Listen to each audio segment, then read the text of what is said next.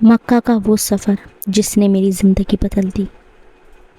کبھی کبھی انسان پوری دنیا گھوم لیتا ہے لیکن دل کو سکون کہیں نہیں ملتا، اور پھر ایک دن اللہ اسے اپنے گھر بلا لیتا ہے۔ کیمرہ دھیرے دھیرے ایئرپورٹ کی طرف جاتا ہے، لوگ احرام میں نظر آ رہے ہیں، کسی کے ہاتھ میں تسبیح، کسی کی آنکھوں میں آنسو خوشی کے، اور میں صرف ایک بات سوچ رہا تھا، کیا میں سچ میں مکہ جا رہا ہوں؟ سفر کی شروعات رات کے 11 بجے سے شروع ہوتی ہے۔ دلی ایئرپورٹ پوری طرح روشنی سے چمک رہا تھا، ہر طرف عمرہ جانے والے لوگ دکھائی دے رہے تھے۔ ایک چھوٹا سا بچہ اپنے ابو سے پوچھ رہا تھا، ابو کعبہ کتنا بڑا ہوتا ہے؟ اس کے ابو مسکرا کر بولے، بیٹا کعبہ صرف بڑا نہیں ہوتا، وہ دل کو بڑا بنا دیتا ہے۔ یہ سن کر میرے رونگٹے کھڑے ہو گئے۔ میں اپنا بیگ نیچے رکھا اور چپ چاپ بیٹھ کر لوگوں کو دیکھنے لگا۔ کوئی قرآن پڑھ رہا تھا، کوئی دعا کر رہا تھا، کوئی اپنی ماں کو ویڈیو کال کرتے ہوئے الوداع کہہ رہا تھا۔ تبھی ایئرپورٹ پر اناؤنسمنٹ ہوئی، flight to Jeddah is now boarding, اور میرا دل زور زور سے دھڑکنے لگا۔ آسمانوں کے اوپر پلین اڑ چکا تھا، کھڑکی کے باہر صرف بادل تھے اور سندر لبیک اللہم لبیک کی آوازیں۔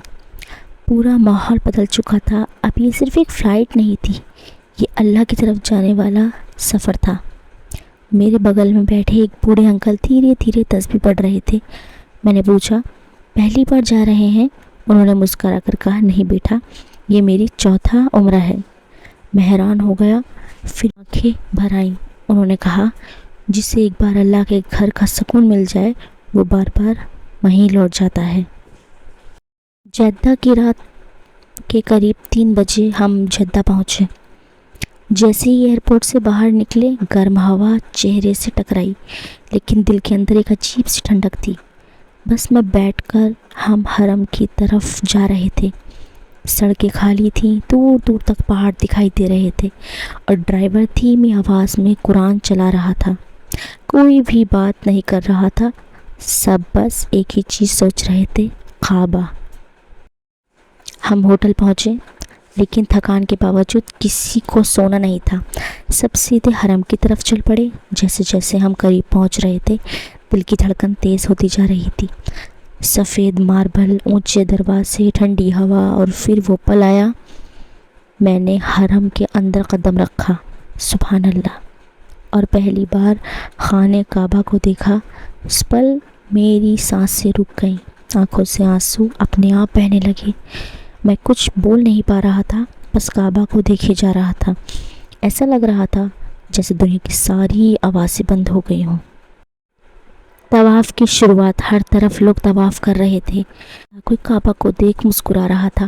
میں بھی بھیڑ میں شامل ہو گیا، حجر اسود کی طرف ہاتھ اٹھایا اور دل سے کہا، یا اللہ، میں بہت کمزور ہوں، بس تو مجھے معاف کر دے۔ پھر طواف شروع ہوا۔ دل میں ڈر تھا، کیا میری دعا قبول ہوگی؟ دوسرا چکر، آنکھوں سے آنسو بہنے لگے۔ تیسرا چکر، دل ہلکا ہونے لگا۔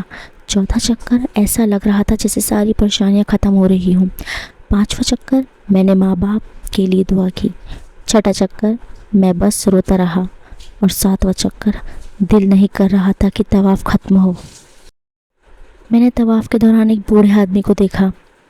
وہ ویل چیئر پر تھے، لیکن ان کے چہرے پر ایسی مسکان تھی جو میں نے کسی امیر انسان میں نہیں دیکھی۔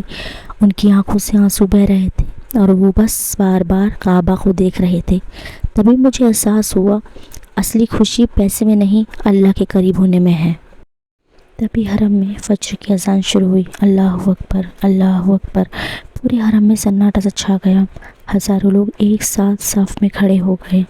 میں بھی نماز میں کھڑا تھا، اور اس پل جو دل کو سکون ملا، اسے شبدوں میں بیان کرنا ناممکن ہے۔ سورج نکل رہا تھا، کعبہ پر ہلکی سنہری روشنی پڑ رہی تھی۔